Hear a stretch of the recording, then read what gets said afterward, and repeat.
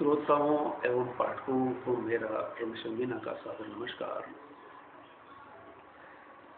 वैसे ये शब्द धर्म और समाज बहुत ही कॉमन और सामान्य सा है। इसी से सभी लोग परिचित है, चाहे शिक्षित हो या अशिक्षित। चंद्रधर शर्मा गुलेरी का चित्र आप देख रहे हैं। ये बहुत बड़े साहित्यकार थे और साहित्यकार होने के साथ साथ भाषा शास्त्री, कहानीकार। उसने कहा था कहानी से इनका नाम हिंदी जगत अच्छी तरह से परिचित है, लेकिन ये अच्छे समझदार सुलझे हुए निबंधकार भी थे। ये बातें हर कोई को पता नहीं। धर्म और समाज पर इन्होंने जो निबंध लिखा है, ये समाज का धर्म से क्या संबंध है, समाज, देश और मनुष्य का धर्म से रिश्ता सदियों से रहा है। धर्म से देश का, धर्म से व्यक्ति का, धर्म से समाज का, धर्म से परिवार का, धर्म से समुदाय का संबंध, जाति का संबंध कितना पेचीदा, उलझा हुआ और जटिल है। और जब तक अगर धर्म का संबंध व्यक्ति से है, तब तक किसी तरह की कोई समस्या नहीं। लेकिन जो ही ये समाज का, देश का, राजा का, जब राजा इसमें दखल देता है, तब ये बेहद पेचीदा, जटिल और हल्का होने लगता है। तब इसका उद्देश्य मानवता या मनुष्यता मात्र नहीं रह जाती, बल्कि राजनीति होकर के रह जाती है। ये एक ऐसा विषय है, इस पर हर कोई लामबंद हो जाता है, धर्म और समाज। लेकिन चंद्रधर शर्मा गुलेरी जिन्होंने 3 कहानियां लिखी, उसमें भी उसने कहा था ऐसी कहानी सैनिक जीवन की, और वो भी उस समय की जब देश अंग्रेजों का गुलाम था और अंग्रेजों की फौज में द्वितीय विश्व युद्ध में भारतीय सैनिक यूरोप में, जर्मनी में लड़ने के लिए पहुंचते हैं ब्रिटेन की तरफ से। तब सैनिक के मध्य में सैनिक किस तरह से समझदारी से काम लेता है और सैनिक का प्रेम, बचपन का प्रेम, और किस तरह से वो कुर्बानी देता है, इस थीम पर बनी हुई उसने कहा था एक लाजवाब 1915 में लिखी गई और सरस्वती में छपी ऐसी कहानी है, जिस पर यूं कहा जाता है कि राजेंद्र यादव हंस के संपादक रहे, कहानीकार, उपन्यासकार रहे। उन्होंने इस कहानी को कहानी इतिहास की पहली कहानी का प्रथम ऐसी कहानी जिसमें कहानी के सारे तत्व होते हैं, न कि कथा के। तो आज हम बात कर रहे हैं चंद्रधर शर्मा गुलेरी द्वारा लिखित धर्म और समाज, ऐसा निबंध है जिसके बारे में सभी को सुनना समझना चाहिए। वैसे अभी ये प्रथम वर्ष, द्वितीय वर्ष, तृतीय वर्ष में पढ़ने वाले विद्यार्थियों को ये पाठ्यक्रम में पढ़ने का अवसर मिलता है, एमए करने वाले को। लेकिन जब धर्म का संबंध व्यक्ति से, समाज, समुदाय से, देश से रहा है, तब ये केवल साहित्य पढ़ने वालों तक सीमित नहीं रह सकता। निबंध क्या होता है? विचारों का संगोपन, संगठित, एकत्रित होना, एक ही जगह आना, जो कि कविता में संभव है, जो कि कहानी, उपन्यास, फिक्शन में संभव है, निबंध भी संभव है। कोई भी निबंधकार जिस भी विषय पर लिखना चाहता है, उस विषय पर अपने विचारों को पुनर्जीभूत करता है और लिपिबद्ध करता है। इस तरह से चंद्रधर शर्मा फुले कहानीकार होने के साथ साथ प्राध्यापक होने के साथ आप संस्कृत के प्रकांड पंडित थे। इसके बावजूद धर्म और समाज का रिश्ता जब बताते हैं, देखते हैं, और ये जब निबंध लिख रहे थे लगभग 1920 के आसपास, तब अंग्रेजों का शासन था। उसने कहा था कहानीकारी सीम यही है। तो धर्म और समाज की जब बात करते हैं तो इन्होंने सबसे पहली बात जो लिखी वो यह है कि धर्म भारत का और धर्म यूरोप का, दोनों में अंतर, दोनों के समाज में धर्म को समझ नहीं आता। तो इसी थीम पर हम ये समझ सकेंगे, कोई भी व्यक्ति, राजनेता हो या शिक्षाविद हो, धर्म पर अपना एक एटीट्यूड रखता है, एक दृष्टिकोण रखता है, एक विचार रखता है। राजनीतिक पार्टियां धर्म पर दखल रखती है, जबकि महात्मा गांधी ने कहा था कि राजनीति का धर्म होना चाहिए, धर्म की राजनीति नहीं। धर्म के कंधे पर राजनीति नहीं की जानी चाहिए। तो इस तरह से हम ये देख सकते हैं कि इस निबंध में जो निकल करके आती है उसी पर हम बात करते हैं। पश्चिम और भारत का धर्म का स्वरूप अलग अलग रहा है और बाद में चल करके बेहद अलग हुआ। शुरुआत या कहें कि मध्यकाल दोनों धर्मों की नियति एक जैसी थी। धर्म के नाम पर हिंसा होना, एक दूसरे से लड़ना, मारकाट करना, युद्ध करना, धर्म के नाम पर युद्ध भी हुआ। लेकिन पश्चिम ने तकनीकी और औद्योगिकरण करने के साथ साथ धर्म से एक तरह से दूरी बनाना आरंभ किया। धर्म और समाज, इसमें एक दायरा बनाया गया और इस तरह से दायरा बनाया गया कि आप सरकारी सेवक होते हो, व्यापारी होते हो या उद्योग चलाते हो, हर वक्त सुबह शाम बेशक पाठ पूजा कर सकते हो, रविवार को मंदिर भी जा सकते हो, मस्जिद भी जा सकते हो, चर्च भी जा सकते हो, लेकिन हर वक्त धर्म हर जगह पर दखल नहीं देगा। ये एक दायरा बनाया और यही कारण रहा कि यूरोप ने जितना विकास किया टेक्नोलॉजी में, साइंस में, आज पूरे विश्व में उसकी तूती बोलती है। सारे विज्ञान के आविष्कार वहां और हम उन आविष्कारों का उपयोग करते हैं।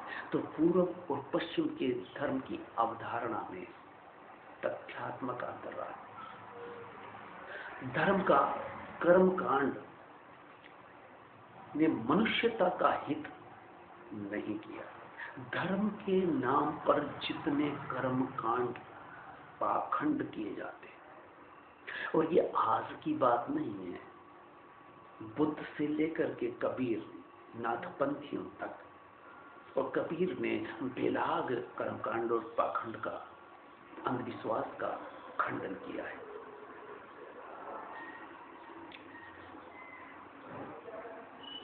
धर्म के नाम पर युद्ध हुए, नरसंहार।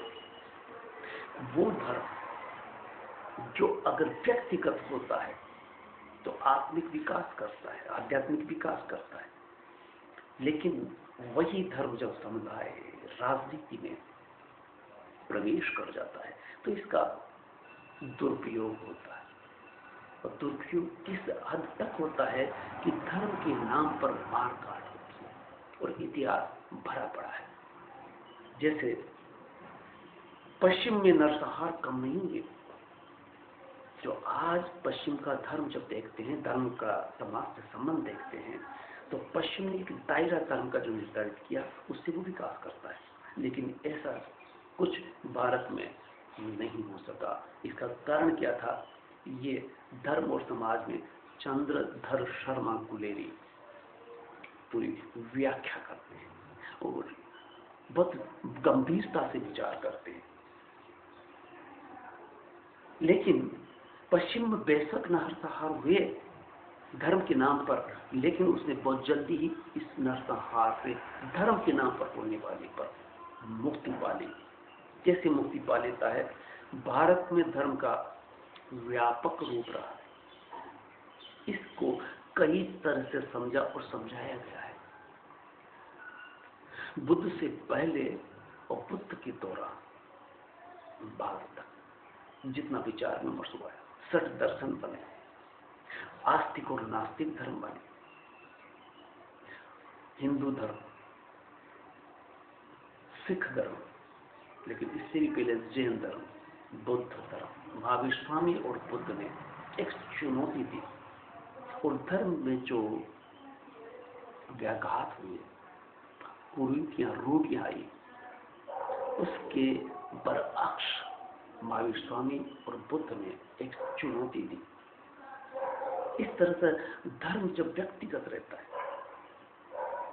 तो वो आत्मिक विकास करता है, लेकिन वही धर्म जब सामुदायिक संप्रदाय और देश राजा जब उस पर दखल करने लगता है, तब उसमें बीमारियां पैदा होती है, वो नरसंहार तक पहुंचता है और लोग समझ नहीं पाते। इसीलिए धर्म का अर्थ जब कर्तव्य से लिया जाता है, धर्म का अर्थ जब नैतिकता से लिया जाता है, धर्म का अर्थ जब आध्यात्मिकता से आत्मोत्थान के लिए लिया जाता है,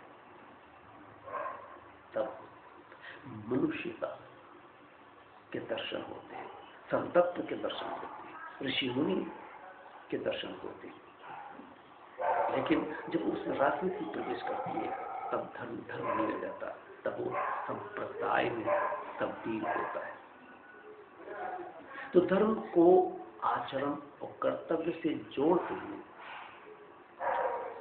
तो सदगति मिलती है, सद्बुद्धि मिलती है, सदमति मिलती है। धर्म का कर्मकांडी और अंधविश्वासी रूप ज्यादातर देखने को मिलता है और इसे हम किसी भी काल में भारत के हर क्षेत्र में देखा जा सकता है।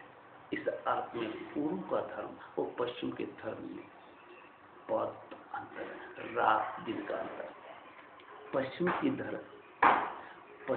तरह धर्म के संदर्भ में पूर्व के धर्म का दृष्टिकोण बदल जाता है। इस तरह से हम समझ सकते हैं कि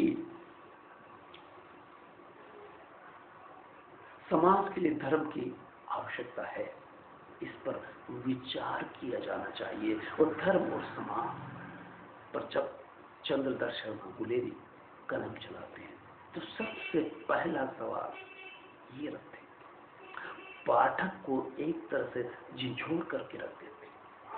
पाठक की पूर्वग्रह, उसके जो बन गए पूर्वग्रह अपने परिवार के संस्कारों से, समाज के समुदाय से, जो सोच उसकी विकसित होने लगती है, जो संस्कार बनने लगते हैं, उस पर कुठाराघात।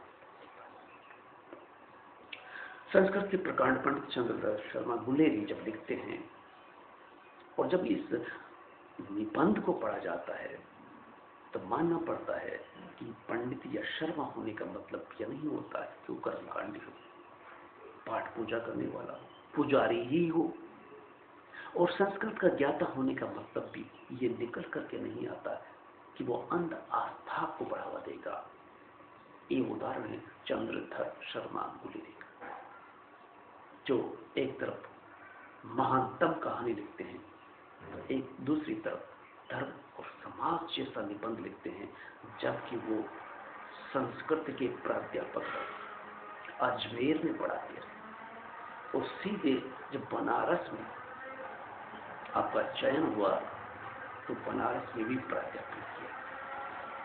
और आप धर्म और समाज को समझते हुए पूर्व और पश्चिम की जब तुलना करते हैं तो पाठकों की आंखें खुल जाती है।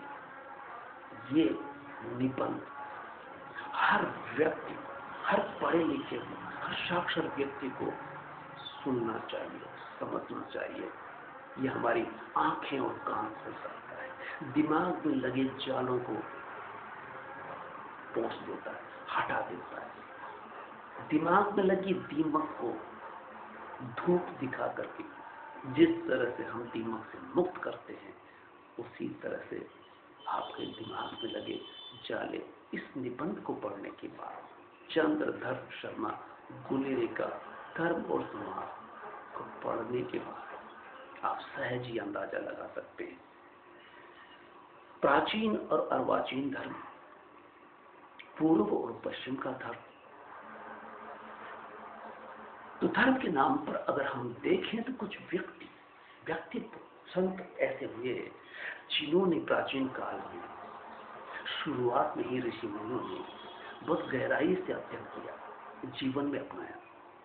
लेकिन जो वर्तमान काल में देखा जाता है तो कर्मकांड, पाखंड का जो फैलाव हुआ, विस्तार हुआ, दिखावा हुआ, तो धर्म के नाम पर बड़े बड़े आश्रम बनना, धर्म के नाम पर मठाधीशों का बनना, धर्म के नाम पर मंदिरों का ऊंचे से ऊंचा बढ़ना, ये धर्म की गहराई और गंभीरता प्रदर्शित नहीं करते, बल्कि धर्म का उपयोग, दुरुपयोग, मिसयूज करना भी है, जिसको आम जन तब तक नहीं समझ सकता जब तक वो अपने अंतरात्मा की पुकार को नहीं सुनता।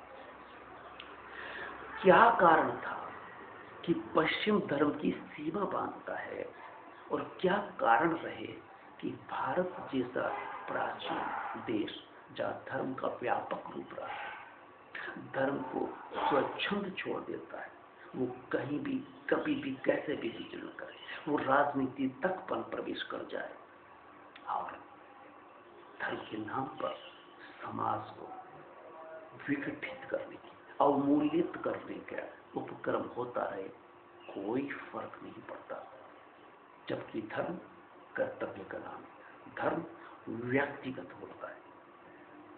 जब तक धर्म से आपसे किसी दूसरे का नुकसान होता है, आपके बोलने से, आपके आचरण से, तब आप धर्म के आसपास भी नहीं होते। धर्म का व्यापक अर्थ में अगर देखा जाए, धर्म का संकुचित अर्थ निकलता है जब इस पर राजनीति की जाती है या सांप्रदायिकरण किया जाता है। ये चंद्रधर शर्मा गुलेरी के इस निबंध को पढ़ने के बाद पाठक सहज ही समझ सकता है। समाज के विकास के लिए आवश्यक नहीं है सांप्रदायिकरण करना धर्म का, और समाज के लिए कतई आवश्यक नहीं है धर्म की असीमित स्वच्छंदता और इस तरह से बेलाग फैलाव का होना। नैतिक बल, वैयक्तिक विकास संभव हो सकता है धर्म से जब तक वो व्यक्तिगत होता है, जब तक वो सीमा में होता है।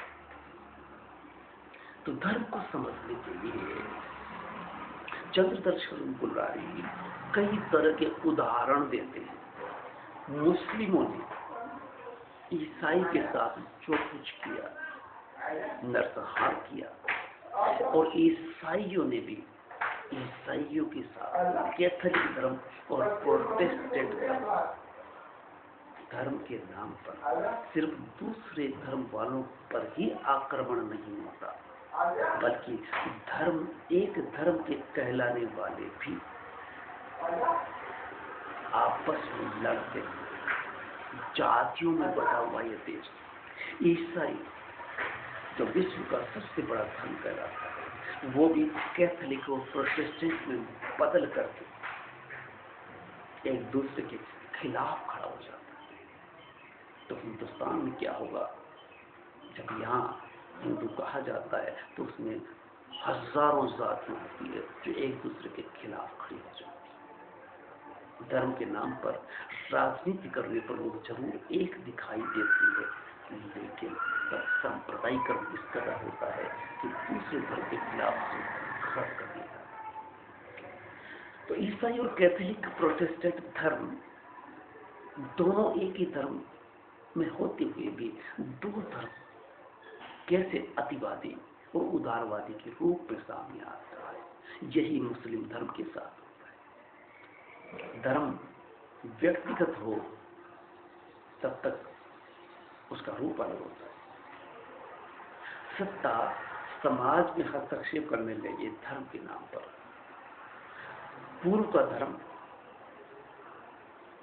पूर्व में धर्म का प्राधान्य रहा है। चंद्रधर शर्मा गुलेरी का ये निष्कर्ष और समझ में भी आता है अगर हम गहराई से चिंतन करें, मनन करें, तो पूर्व में धर्म का प्राधान्य रहा है, पश्चिम में धर्म प्रधान नहीं रह जाता, क्योंकि धर्म व्यक्तिगत होता है, सामूहिक नहीं। और सामूहिक भी हो तो उसमें स्वच्छंदता नहीं होनी चाहिए, अनुशासनबद्धता होनी चाहिए। धर्म में दिखावा, पाखंड, कर्मकांड नहीं होना चाहिए। और जो ही उसका फैलाव होता, विस्तार होता है, उसमें सामुदायिक रूप से जब बड़े स्तर पर उसका प्रचार प्रसार किया जाता है, तब ईसाई हो या हिंदू या मुसलमान, ये हिंसक होने लगते हैं। इतिहास धर्म के नाम पर होने वाली हिंसा का पूरा इतिहास बड़ा बड़ा है। प्राचीन काल में परलोक के लिए साधन था, तब भी था, आज भी है। लेकिन साधन तभी तक साध्य हो सकता है जब वो व्यक्तिगत हो, सामुदायिक और समाज विशेष को एकत्रित करने के लिए जब भी प्रयास किया गया, इसका दुरुपयोग ही हुआ है। तो इस तरह हम कह सकते हैं कि हम और भी बात कर सकते हैं। अगर आपकी इस पर टिप्पणी आती है, सवाल होता है, अभी धर्म और समाज निबंध जो चंद्रधर शर्मा गुलेरी का है, इसका कुछ हिस्सा और रह गया, कुछ उदाहरण और दिए जा सकेंगे, लेकिन मुझे लगता है कि आज इतना ही सुनकर के अगर आपकी प्रतिक्रिया होती है, क्योंकि हर व्यक्ति चाहे पढ़ा लिखा हो या अनपढ़ हो, साक्षर हो या निरक्षर हो, अमीर हो या गरीब हो, धर्म के बारे में हर कोई जानता है। लेकिन धर्म का प्रदर्शन करने वाले जब प्रदर्शन करते हैं, तब ये धर्म नहीं रह जाता, तब धर्म पाखंड की तब्दील होता है। धर्म में जब गाजा बाजा डीजे चला आता है, फिल्मीकरण होता है, तब वो धर्म नहीं रह जाता। धर्म दिखावे में नहीं, धर्म आत्मिक होता है, और आत्मिक होने पर वो आध्यात्मिक होता है। तो व्यक्ति विशेष का विकास होता है, आत्मिक व्यक्ति, मनुष्यता उसमें प्रवेश। धर्म के बारे में मैं अपनी व्यक्तिगत राय ये रखता हूँ, कह सकता हूँ कि हर व्यक्ति का अपना धर्म हो सकता है, भले ही आप हिंदू हो, ईसाई हो, सिख हो, पारसी हो, मुस्लिम हो। और जब आप समुदाय में खड़े होकर के नारे लगाते हैं, जो ही जुबान से बाहर निकलता है, त्यों ही वो धर्म नहीं रह जाता, वो नारा बन जाता है। धर्म जब आपके जहन में होता है, आपके आचरण में होता है, आप में ये भावना ही नहीं रहती, ये कहने की भी नहीं होती कि मैं धार्मिक हूं, तब धर्म परिलक्षित होता है। धर्म की खुशबू स्वतः ही फैलती है। बुद्ध धर्म क्यों कर भारत से उखाड़ा गया, तो दूसरे देशों में उसके गिरवे लग करके बड़े बड़े वटवृक्ष कैसे बने, और आज विश्व में बुद्ध धर्मावलंबी हर देश में किस तरह से देखे जा सकते हैं। और वापस भारत में उखाड़ने के बाद, सदियों बाद 2500 साल बाद बुद्ध धर्म विपश्यना के बतौर भारत में प्रवेश करता है। और जब विपश्यना के तहत प्रवेश करता है तब वो व्यक्ति का खुद अंदर झांकने के लिए होता है। विपश्यना करने वाला बुद्ध को भी समझता है, बुद्ध धर्म को भी समझता है, और उस वाक्य को भी, उस कोटेशन को भी, वो त्रिसूत्र बुद्धम शरणं गच्छामि, संघम शरणं गच्छामि, धम्मम शरणं गच्छामि। जब बुद्ध ये कहते हैं कि बुद्धम शरणं गच्छामि का मतलब ये कदापि नहीं होता कि वो ये कह रहे हो कि मेरी शरण में आओ, बल्कि वो कहते हैं कि नहीं, जिसको बुद्धत्व प्राप्त हो गया है, बुद्धत्व प्राप्त करने के लिए एक शास्त्रा की शरण में आने की जरूरत है। और इस तरह से विपश्यना करके कोई भी साधु बुद्ध की विपश्यना को समझ सकता है, बुद्ध के मार्ग पर चल सकता है, बुद्ध के त्रैशूत्र और अष्टांगिक मार्ग को समझ सकता है। इस तरह से धर्म क्या है? धर्म समाज के लिए है, धर्म व्यक्ति के लिए है, धर्म समुदाय के लिए है, धर्म देश के लिए है। लेकिन धर्म से किसी को, दूसरे को आघात न हो, दूसरे को दुख न हो, दूसरे को किसी तरह से परेशान हो, दुखी हो। बुद्ध ने दुख को लेकर के जितना बेहतरीन व्याख्या की है, उदाहरण दिया है, बल्कि दुख को देख करके जीवन को महल छोड़ दिया और ये साबित किया कि धर्म दुख इसलिए है कि धर्म उसके अंदर नहीं। धर्म जब अंदर प्रवेश करेगा तो दुख का कारण समझ में आता है कि कोई दूसरा आपके दुख का कारण नहीं हो सकता। इस तरह से बुद्ध के जो उपदेश है और बुद्ध का जो मार्ग है उसमें साफ साफ बताया गया है, स्पष्टता से बताया गया है कि धर्म नितांत व्यक्तिगत और सामूहिक रूप से भी इसका प्रचार प्रसार हो सकता है, लेकिन उस कदर नहीं होगा जितना आप दिखावा करते हैं, जितना प्रचार करते हैं, जितना नारा लगाते हैं। उस धर्म के लिए नारा लगाने की जरूरत नहीं है, बल्कि साधना में बैठ करके अंतर झांकने की जरूरत पड़ेगी। तो वो धर्म फिर पूर्व का हो या पश्चिम का, धर्म एक ही होता है। धर्म व्यक्तिगत अंतर झांकने का होता है, इसलिए उसमें घाल मेल करने की जरूरत नहीं है, दिखावे की जरूरत नहीं है। धर्म को समझने की, अपनाने की, आचरण में उतारने की जरूरत है। धर्म अपने कर्तव्य में निहित होना चाहिए। तो साथियों, आज इतना ही। धर्म और समाज, चंद्रदर्शन मंगुलेरी का निबंध आपने पढ़ा, इसके लिए